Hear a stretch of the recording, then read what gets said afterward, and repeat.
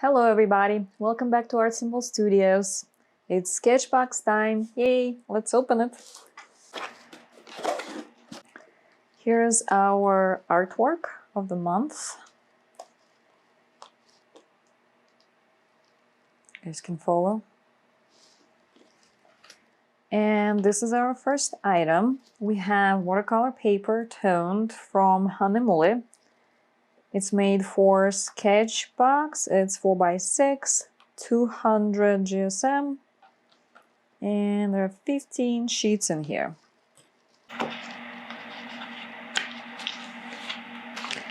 Okay, it's toned like light gray, I guess. Interesting. We have the pencil from Koh-i-Noor, Hardmouse. It's in B.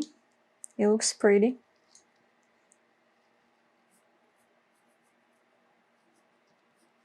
It's smooth.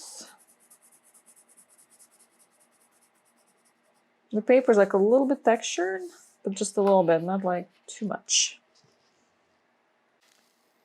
The next item that we have is Acrylograph Archer and Olive. It's a 7mm. Oh, it's perforated.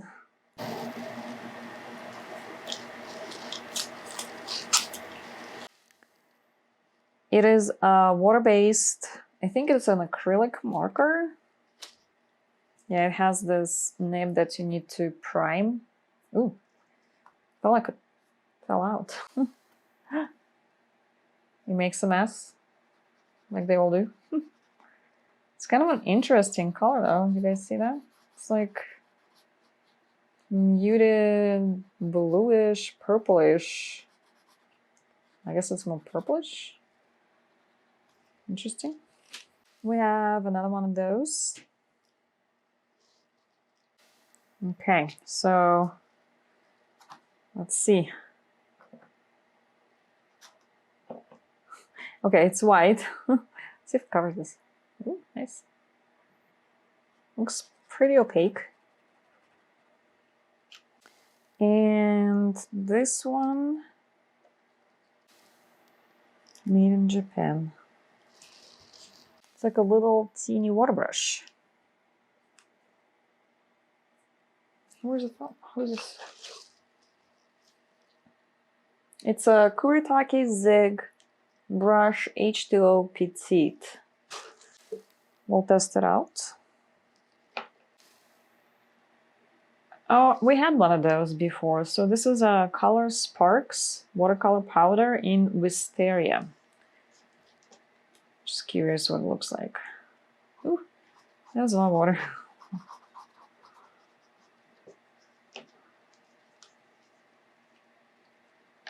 It has this little tiny nozzle. Ooh, pretty.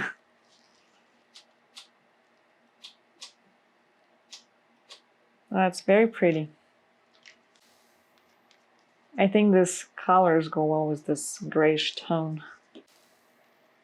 So sticker month. And we have this custom Kuritaki Zig watercolor palette. This looks fun. Let's see. There's not a lot of it in there. The actual product, but looks super cool. Does it say anything? So it comes with their colors on the back. Was created for Sketchbox. Kansai Tanbi palette, 12 colors. Japanese traditional paint for professional artists and crafters. Oh, it can be used like gouache. Okay.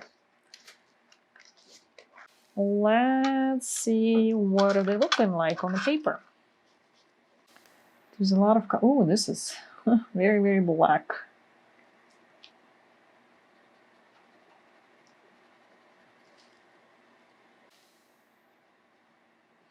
I have the powder on from the Wisteria.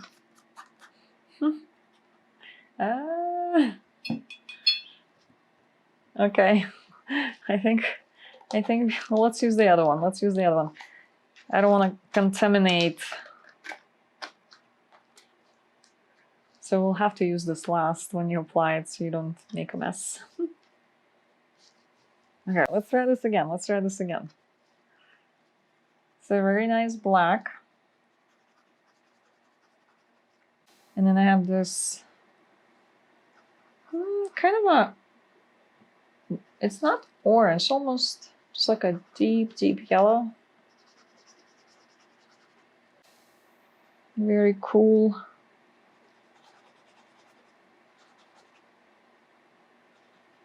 A carmine, maybe red. And a lighter yellow, very nice. This looks like ochre. Yeah, yellow ochre.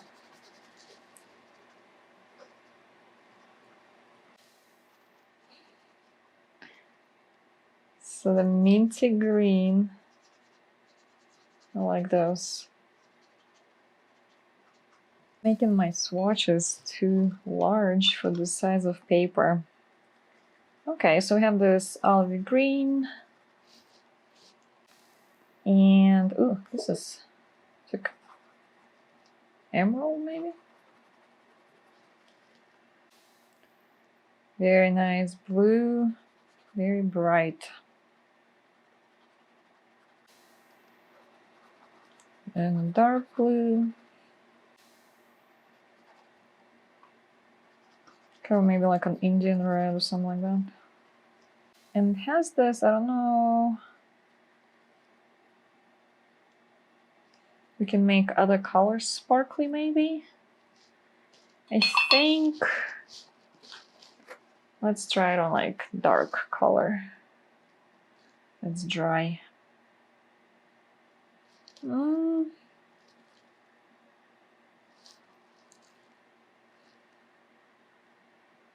You can make it stand out, but do you see how it mixes in with the other pigments? It's more, I think it's more for making other colors sparkly. So we're missing like a warm red and we don't have a purple. Let's make, I'm gonna use this cover, the top, as a palette. Okay, so warm red. Can make it warmer.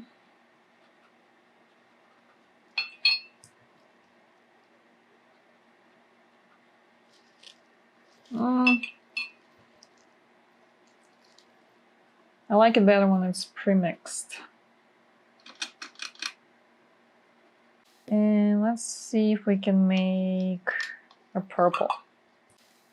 Looks like we can make a nice purple. And you can also make it warmer purple and cooler purple. And let's see if we can make, we'll probably make like a skin color with this. Use a little bit of ochre and a little bit of that red.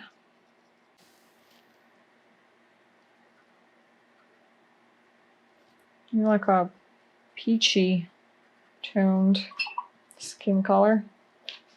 And let's see if we can make a brown.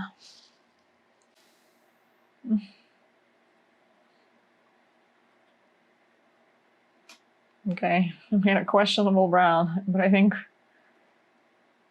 yeah, it's brown.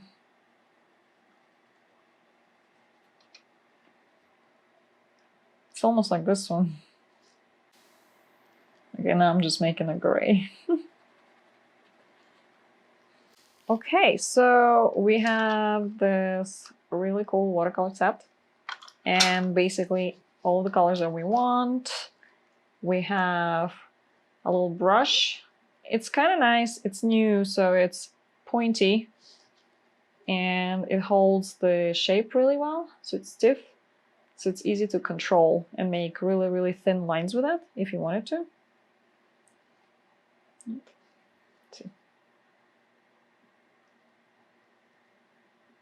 We have the pencil, we have this wisteria color from Color Sparks. That's really cool, but I think maybe try to use this at the end, or somehow, I don't know if I can get, yeah, it doesn't look like I can get all the particles off once I try sprinkling it on. So I'm gonna be careful with that. We have this acrylic, kind of a dark bluish color, purplish, and a white. So let's make something. I don't know about you guys, but when I opened up this box, I got very excited. I can make pretty much anything. What a fun month.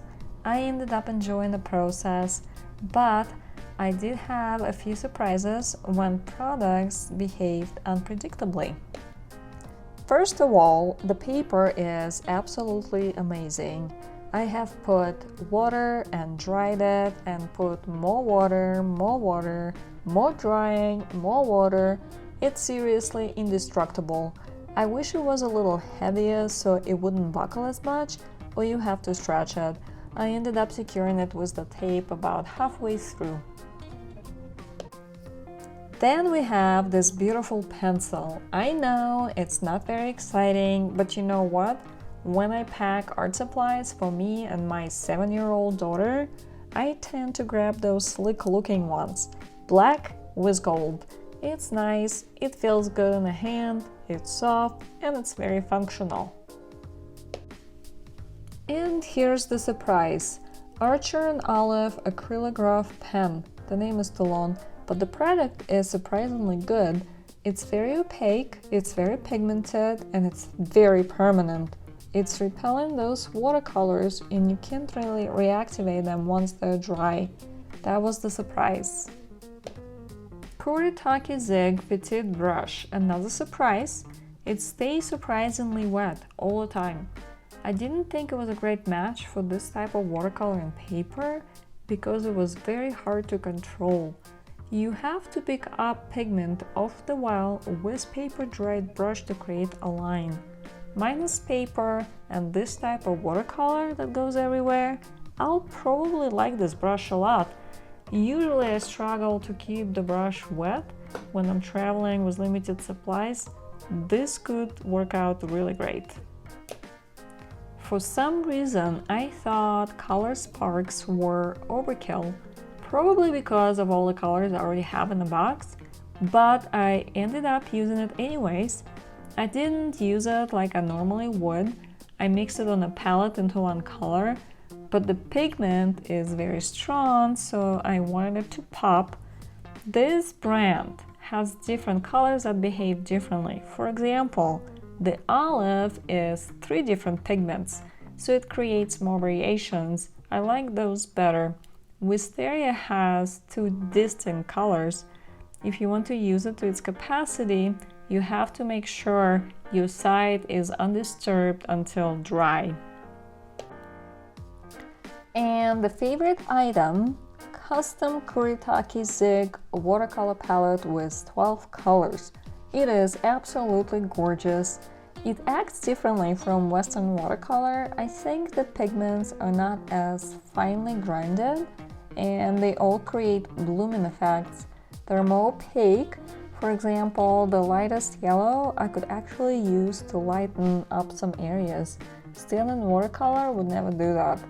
The shimmer is a nice touch. I'm pretty sure that wall will disappear first, even though I didn't end up using it here.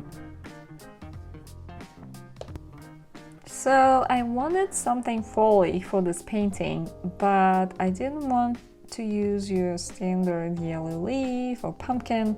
So I found this shot of person going through rainy Tokyo and wanted to make a kitten that looks a little miserable and kind of cutesy at the same time.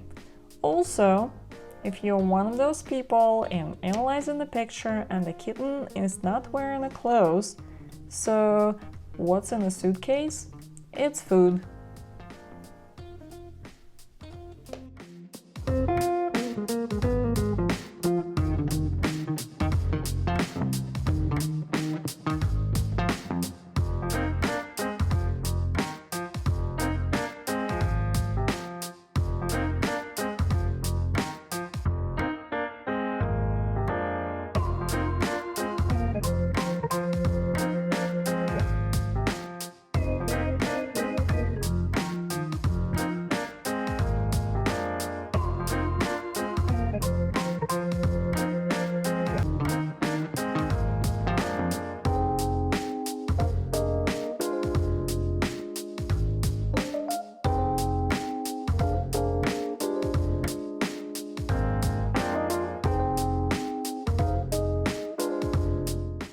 Thank you so much for watching. Please like, subscribe, love to all, and have a great day.